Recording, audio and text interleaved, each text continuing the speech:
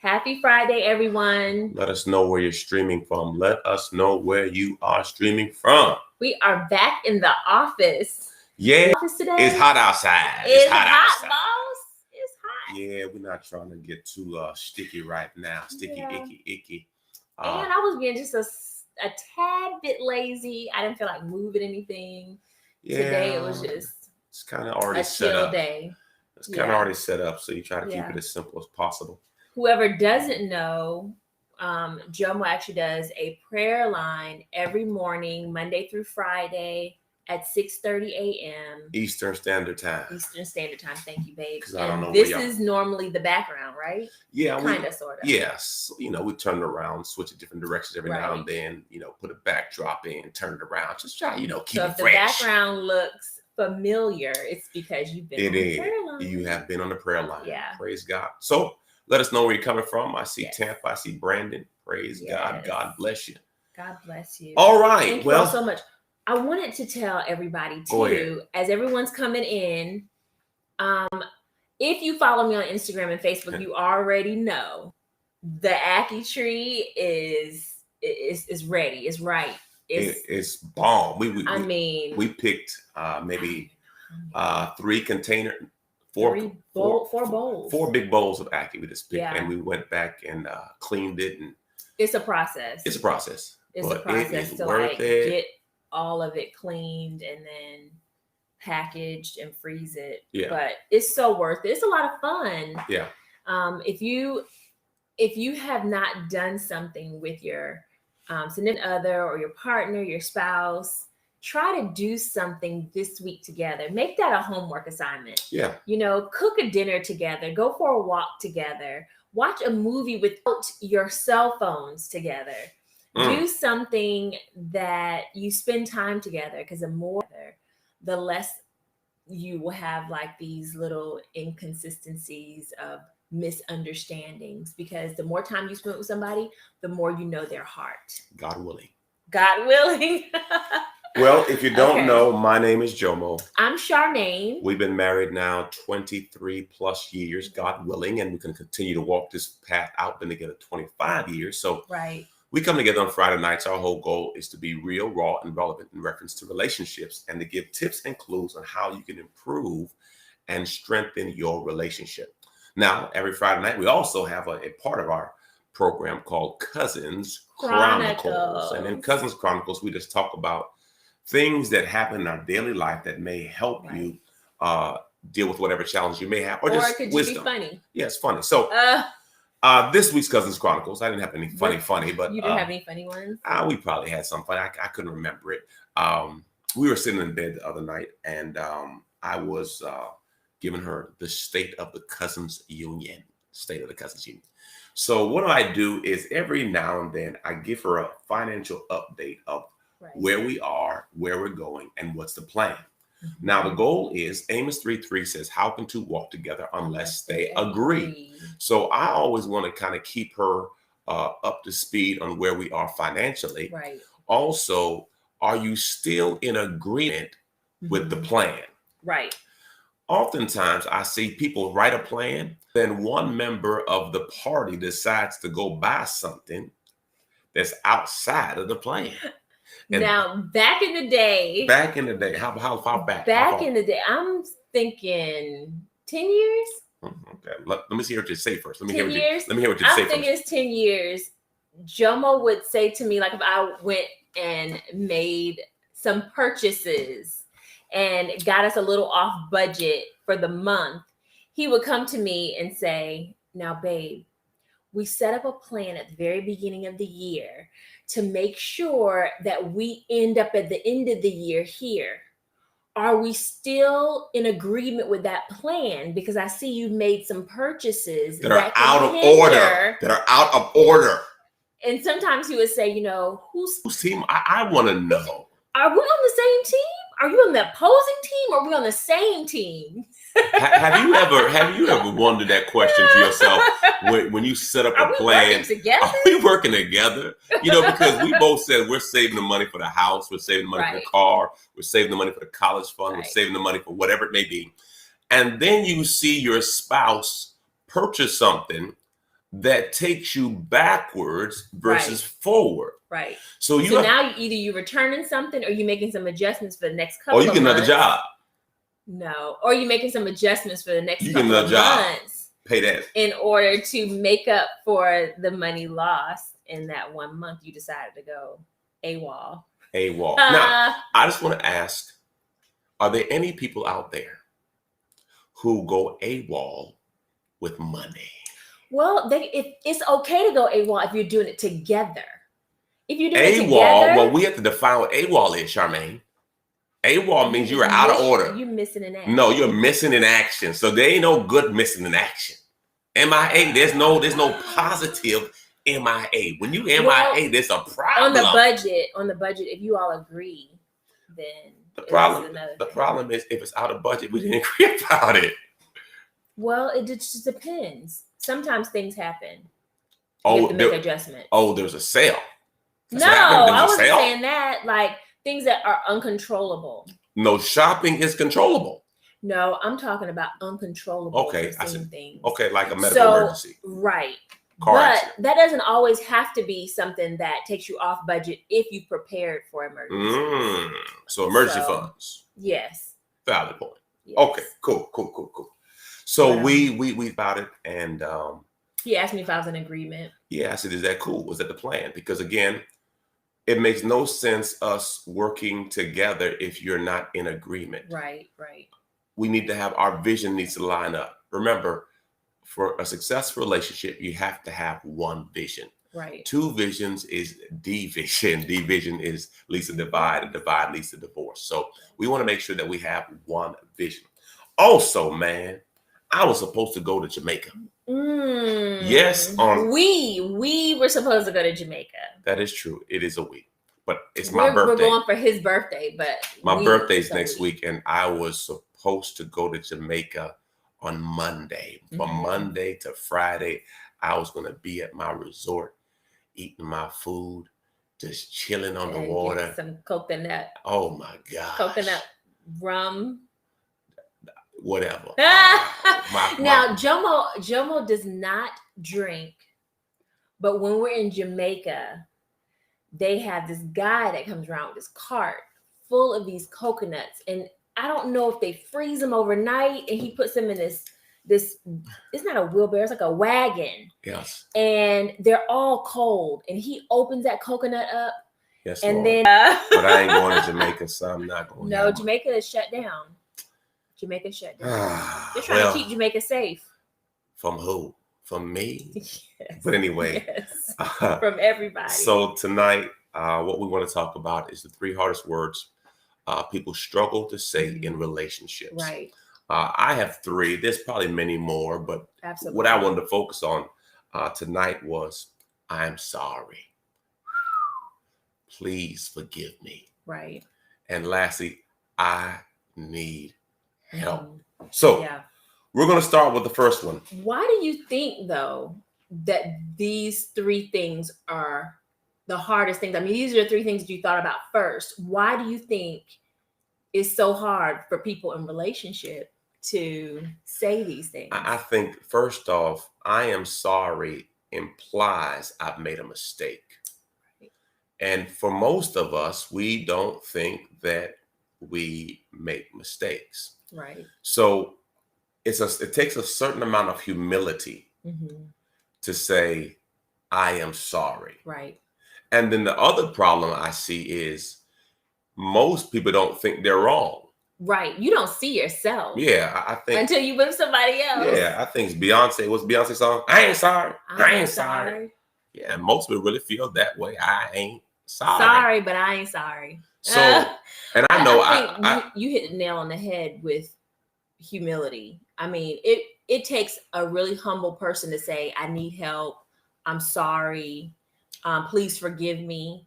It takes someone humbling themselves and letting pride go, which is very hard to do sometimes. And it also, it makes people rethink their point of view, because you have to think of somebody else's point of view in order to see that you may not, sometimes our opinions are one-sided. Correct. Like that. It's funny. I had one of my brothers called me today, and he wanted my feedback. He says, Jomo, you're the person I can talk to who can see both sides and give me a straight opinion balance.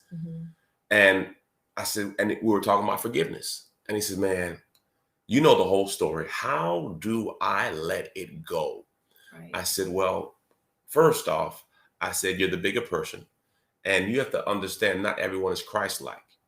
So to be Christ-like, I have to be willing to forgive. Right. And that's hard. But we have to remember the two things every mature believer has to master. Very simple. I say it all the time, but the two things every mature believer has to master is forgiveness and confession. Right. You have to be willing to say, listen, I blew it. I made a mistake. And also be able to receive someone's mistake and say, listen, I let it go. Right. Now, if you can't master these things, it's going to be very difficult to have a relationship. Why? Guess what? I know Charmaine is beautiful. I know she's all these super things, but guess what? She is slightly irregular. Okay, and I am slightly irregular, and I have some as-is issues. Right. So all of us have some flaws that make it difficult to work together. Right. Okay. Right. And you have to be willing to endure and make mistakes and confess and forgive and make mistakes and forgive, because guess what? I am me, and I know I have some issues, and I mean, God helped me with me. Right. I don't know about you, but God helped me with me. Sometimes it's hard to acknowledge the fact that, you have an issue and that you have to work on it personally. Especially in a relationship. Sometimes you're like, okay, well, it seems like this same thing keeps coming up, over and over and over again. This is the area that I need to work on personally. So we're not having this conflict in our relationship. But I think too, when you're talking about forgiveness, we all need to remember that depending on what the infraction was, forgiveness takes time, and forgiveness is a process. You don't just wake up one day and say, you know what? I forgive you. Or don't, even when you say to your spouse, I forgive you, that moment, that second, it doesn't automatically just go away. It's still a process of prayer, asking God to help you remove it. It takes everyone that's married to know that if you cause an infraction and your spouse says, I forgive you, don't go full force into allow them to process and allow them to ask questions, still allow them to go through the process of forgiveness without judgment. The challenge with infractions is the residual. Yeah. The person may say, I'm sorry, but don't get shocked in the middle of the night, somebody punching you. The memories. Triggers. Yeah. And you will have to navigate through some significant triggers if you make a mistake. Now, it just is what it is. Now, of course, it's based on the level of mistake or infraction, the kind of triggers you may have come back to you. But you have to be mindful with this process that when we make mistakes, there's consequences. Right. And sometimes God gives you grace and people forget, or, you don't get found out. But most times you have to deal with that thing. Right. So understanding that two flawed people trying to live a saved life is going to have a lot of roadblocks in it. And we have to be able to receive each other and learn how to say these words. Listen, I'm sorry. Now, I know some people, you say, I'm sorry. Yeah, you're right. You are sorry. And see, now it's spiraled out because we have to have a healthy environment. Because if the environment's not healthy, a person's not going to want to say sorry. A person's not going to want to say sorry. Because if you're going to beat them up after they've already humbled themselves, they already put themselves under the bus. Now you're going to take the keys, crank it up, and roll over them and back up and roll. And they're like, look, I don't even want to go through that. I don't even want to apologize and how many times have we heard that in, a counseling session? You're like, I didn't even want to go there with her, or I didn't want to go there with him because I knew that they're just going to, plow through it, and allow somebody to come to you and humble themselves and you just accept it. How is it? I got a question for y'all.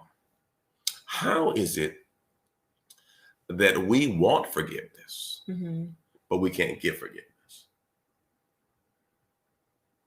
I think we can give forgiveness. I just think it's hard to like live it out, because you Okay. have the forgiveness is living it out, not bringing it up again.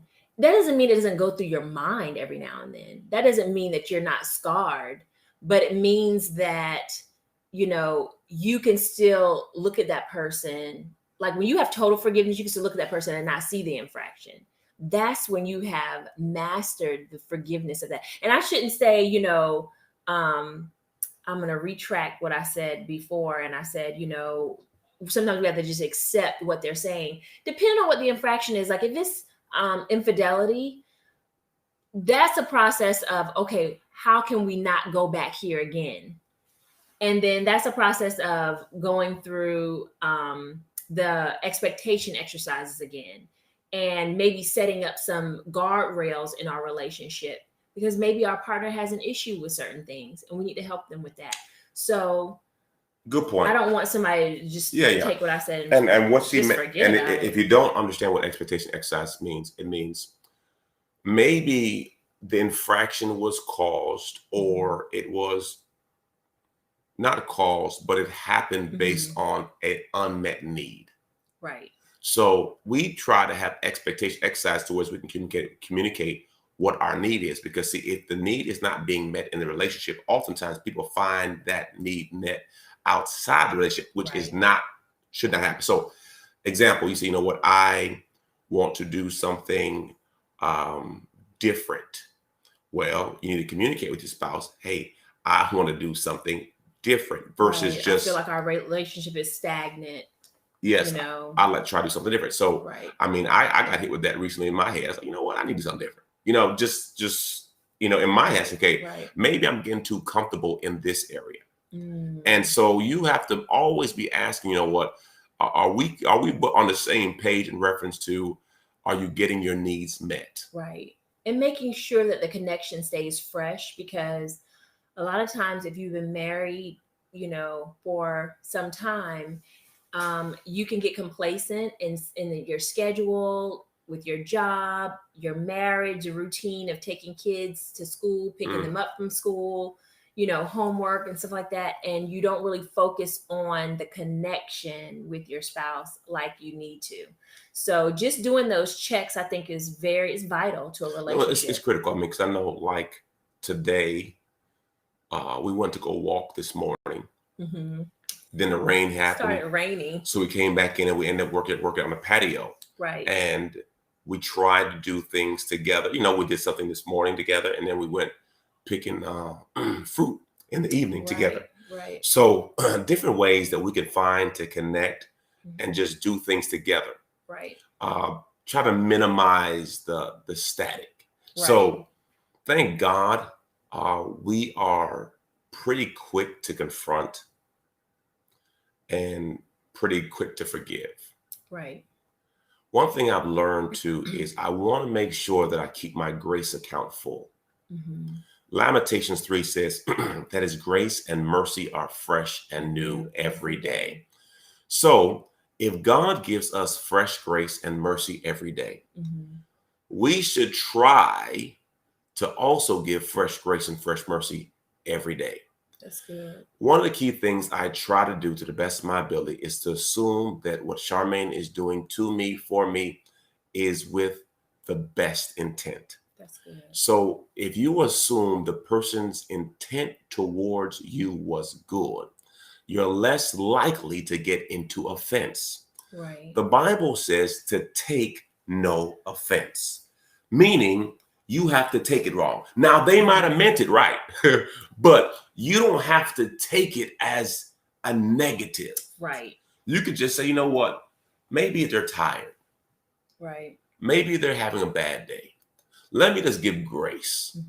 Because sometimes it's just a miscommunication, poor communication, or I'm frustrated, or I'm tired. And it may not be you, but it may be a situation. So give grace.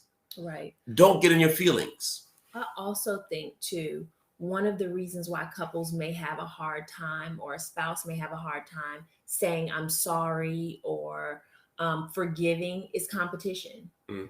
Competition in relationships can be very toxic because you're competing against the person you're supposed to be one with. Mm. So when you do that, you totally ruin that oneness because now it's separation there. Correct. It's you and me. It's me against you. And you see that a lot when couples will say, well, you know, I did this and you did that, instead of we did, we went here, you know. That's a lot of ego, though. Right. Ego. What do you say? Complete, not compete. We should try to complete each other versus compete each other. Right. Ego, an acronym. This doesn't mean it's perfect, but it's an acronym. Easing God out. Whenever you ease God out, you let pride in. Right. Just like trying to win a conversation Correct. or win an argument versus just Correct. letting it go. It's not that big of a deal. You don't have to win every battle. Right. You got to choose your battle. Right. And we always say when you win, a lot of times you lose All because day the other long. person's hurt All or day they're long. upset. And was it really worth it? Correct. So if there is an issue that you want to address, okay, now 3 options I see. You could ignore the issue, you could endure the issue, or you could try to cure the issue. Endure it. Okay, so Whoa. ignore, Who wants to do that?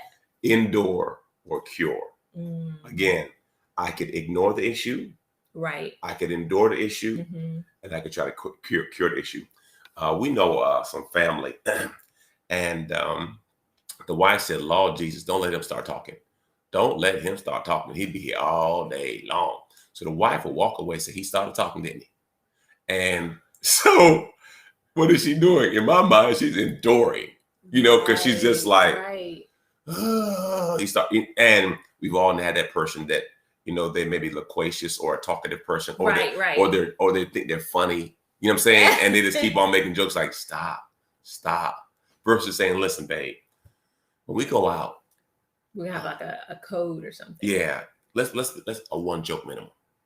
Or whatever it is. There was a wife that I knew that had these cards made. They were like business cards, right?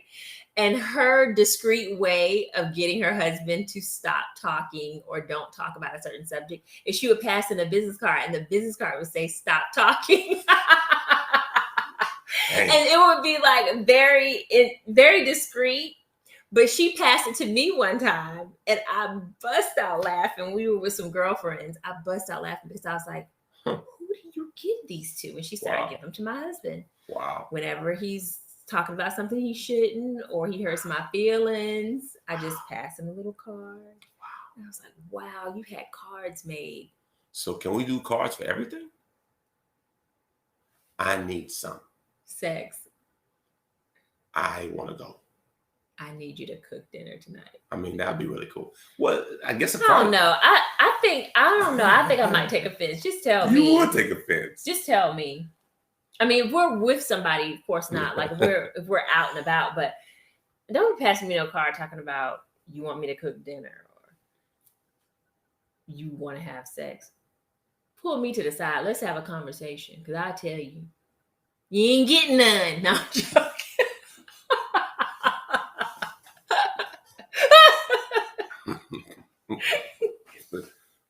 Okay, we're gonna give you all 4 points and get out of here. Okay. Why is it so hard to say I'm sorry? Number one, who likes to admit they're wrong? Nobody want to say they're wrong. But the reality is we all fall short of glory. Yeah. We all make mistakes, and you have to be willing to humble yourself. And sometimes your mistakes are funny, and it's very healthy to laugh at yourself too. Yeah, you gotta laugh at yourself. Yeah. Number two, fear of rejection. I struggle with this. You think I'm gonna reject you, babe? No, sometimes the ego is built on certain aspects of who you are. Okay. So if I were not at a certain level, I think it bothers me. I want to excel at everything.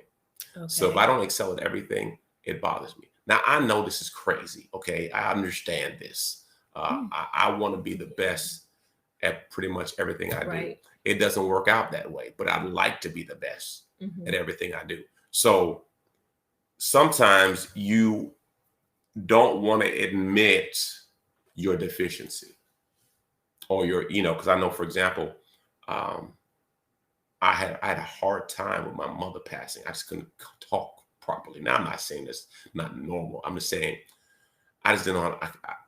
If I felt embarrassed to be in a spot where I could not basically man up in that area. You know what I mean? Which is, I should be totally. But I put that in my head, and I realized so much of our issues are in our head versus just remember the person has your best intent. Right. Right. Number 3, this is me, a sign of weakness. Ugh. Yeah. Yeah. It's like crying. I know I cry a lot, so I'm just saying I'm not judging anybody. Right. I'm right. just saying that oftentimes we see that as a sign of weakness. Right. I think that's a man thing. I'm broken, so let me go. I cry pretty quickly, and I think I've heard some women say that in business, like they can't, see somebody, they can't, portray weakness and apologize for certain things because they're in a male-dominated industry. That's true, and then you see some women overcompensate for that, right? And they are really rigid, and then it jacks up the house at home, right? Because they can't turn it off. Correct. So they built themselves up to be who they needed to be to success in the business arena or the job space, but that doesn't work in the house space, right? And we see this is like so prevalent right now, where we have strong, educated women who are bosses. Yeah. And they want to make decisions. And they want to run in every area. And they come home. Because they know. And they come home and they trying to regulate. Yeah. Regulators, mount up. It was a clip like that. Yeah. So anyway. That was Warren G. That was Warren G. Yeah, 90s. 90s back in the day. Yeah. All right. And the last one, it's our pride. The bottom line for it all, of all these situations where we cannot say, I'm sorry, right? Please forgive me, is pride. And pride comes before the fall. A haughty spirit. Yeah. Haughty spirit. Yeah. But the gist of it is we are too high-minded and we think too much of ourselves. That's not a bad thing to think about yourself, but understand when you're wrong, you're wrong. Right. And own it.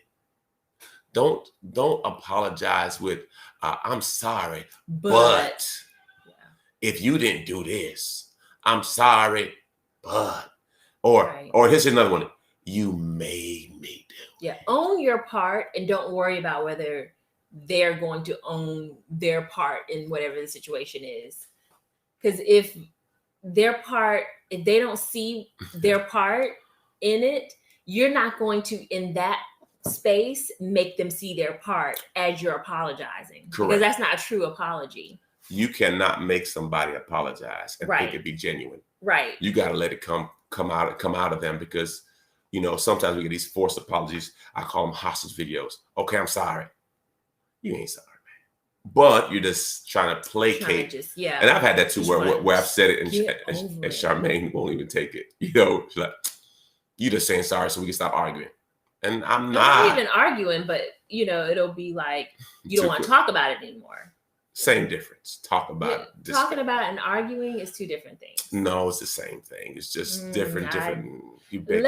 Let me know if you're on the line right now. Do you believe talking about something and arguing is two different things? Give me a CC if you feel like those are two different things, and do a JC if you feel like arguing and talking is the same thing. It's the same thing. It's just how you construe it. No, it's not. It's how people see it. Because you can have a conversation with somebody and not be agreeing with them and it not be an argument. Because I talk to my girlfriends all the time and we're disagreeing on whatever the topic is, but that doesn't necessarily mean you're arguing. An argument is a different thing. I Googled it. Okay, Google. An exchange of diverging opposite views. Just different opinions. Yeah. It could be talking and arguing. Could be the same things. No, it can't be the same things. We'll see. We'll see. We'll do a poll. We'll do the poll, whatever y'all say. It's up to you. Well, this was a great topic, babe. Yeah. Keep it simple. I appreciate you. I appreciate you too. Thank you all so much for spending time with us this Friday night. Remember, what they gonna see? What are they supposed to do? We have a YouTube channel called Jomo and Charmaine. And if you're on there now, please give us a thumbs up. If you have not gone on our YouTube channel, please do that and subscribe to our channel. Yes. Hit that notification button. So whenever we're on, you will know. And whenever we upload a video, they will notify you. So you can watch. Absolutely. Now, let's leave. Remember, love, laugh, and learn. God bless you. God bless you. Have a wonderful night. All right.